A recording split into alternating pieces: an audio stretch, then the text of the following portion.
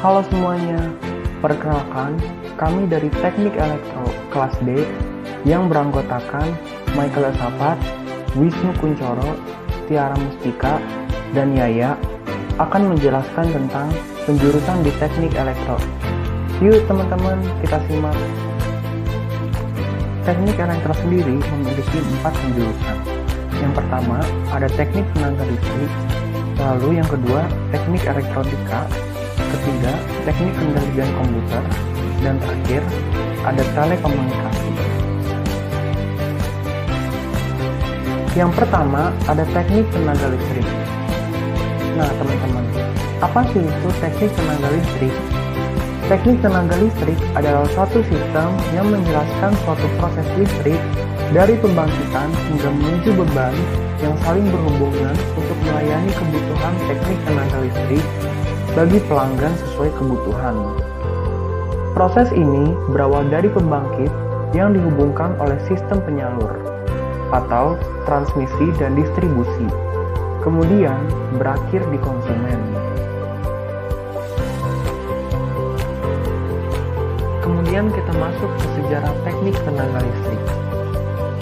Jauh sebelum pengetahuan tentang listrik ada, orang pada saat itu takut akan kejutan dari ikan listrik. Penduduk Mesir kuno dari zaman 2750 BC menyebut ikan ini sebagai guntur dari Nil dan menganggap mereka sebagai pelindung dari semua ikan lainnya. Ikan listrik kemudian dilaporkan 1 milenium kemudian oleh Yunani kuno, Kekaisaran Romawi, dan para naturalis Arab. Budaya kuno di sekitar Laut Tengah tahu bahwa benda-benda tertentu seperti batu damar dapat digosok dengan bulu kucing untuk menarik benda-benda ringan seperti bulu. Thales of Miletus melakukan serangkaian pengamatan pada listrik statis sekitar 600 sebelum Masehi, dari mana ia percaya bahwa gesekan menjadi magnet primer, berbeda dengan mineral seperti magnetit yang tidak perlu digosok. Thales salah dalam meyakini bahwa daya tarik itu disebabkan oleh efek magnetik. Tapi kemudian ilmu pengetahuan membuktikan adanya hubungan antara magnet dan listrik. Menurut teori kontroversial, Partia mungkin memiliki pengetahuan tentang pelapisan listrik. Berdasarkan penemuan baterai Baghdad tahun 1936 yang menyerupai sel galvanik, meskipun tidak pasti apakah artefak itu bersifat listrik.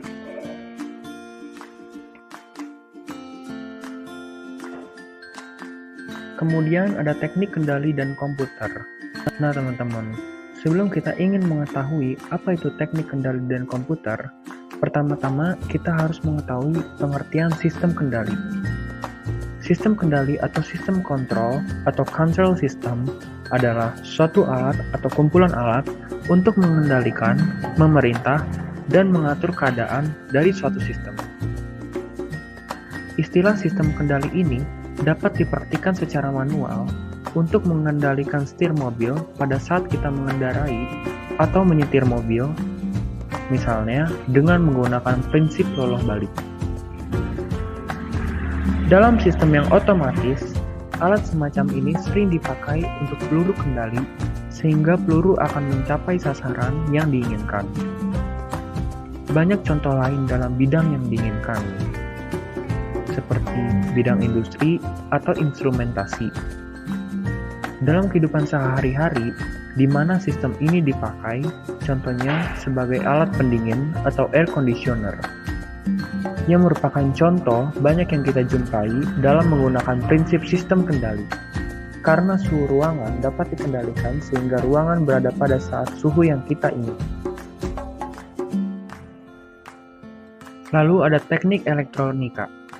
Menurut Wikipedia, elektronika merupakan ilmu yang mempelajari alat listrik arus lemah yang dioperasikan dengan cara mengontrol alat elektron atau partikel bermuatan listrik dalam suatu alat seperti komputer, peralatan elektronik, termokouple, semikonduktor, dan lain sebagainya. Ilmu yang mempelajari alat-alat seperti ini merupakan cabang dari ilmu fisika. Sementara bentuk desain dan pembuatan sirkuit elektroniknya adalah bagian dari teknik elektro, teknik komputer, dan ilmu atau teknik elektronika dan instrumentasi.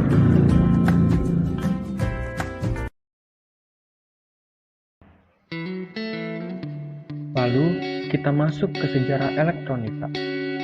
Sejarah elektronika dimulai dari abad ke-20 dengan melibatkan 3 buah komponen utama, yaitu tabung hampa udara atau vacuum tube, transistor dan sirkuit terpadu atau integrated circuit, yang pada tahun 1883 Thomas Alva Edison berhasil menemukan bahwa elektron bisa berpindah dari sebuah konduktor ke konduktor lainnya melewati ruang hampa. Penemuan konduksi atau perpindahan ini dikenal dengan nama efek Edison. Pada tahun 1904, John Fleming menerapkan efek Edison ini untuk menemukan 2 buah elemen tabung elektron yang dikenal dengan nama diode dan Lie de Forest.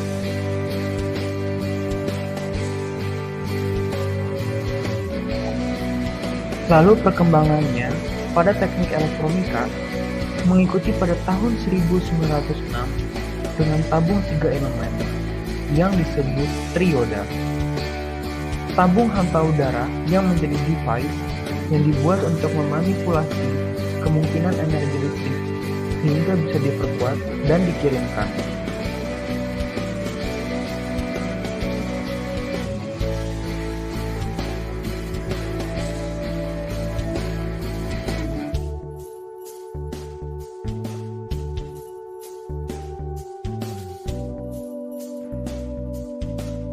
Perkembangan teknik elektronika apa itu telekomunikasi? mengikuti pada tahun Yuk kita simak. 1906 Telekomunikasi dengan tabung adalah 3 elemen teknik yang pengiriman disebut atau penyampaian trioda. informasi dari suatu Tabung tempat ke hampa tempat udara lain.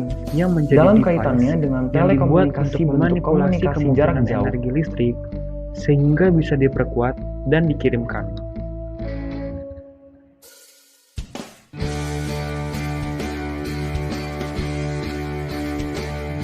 Telekomunikasi pun dapat diartikan sebagai teknik atau cara yang digunakan untuk mengirimkan sebuah informasi berupa tulisan, suara, gambar, ataupun objek lainnya. Di dalam ilmu telekomunikasi, banyak cakupan mengenai penyampaian data dari satu tempat ke tempat yang memiliki lokasi yang cukup jauh.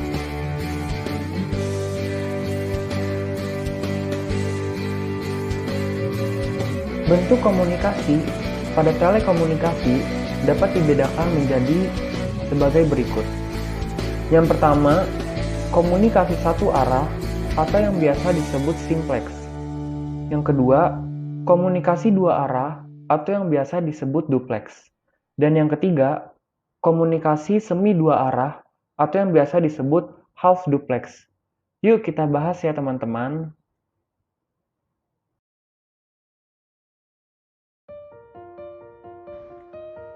Nah teman-teman, setelah kita mengetahui apa itu telekomunikasi dan sejarah telekomunikasi, sekarang bagaimana telekomunikasi di masa yang akan mendatang?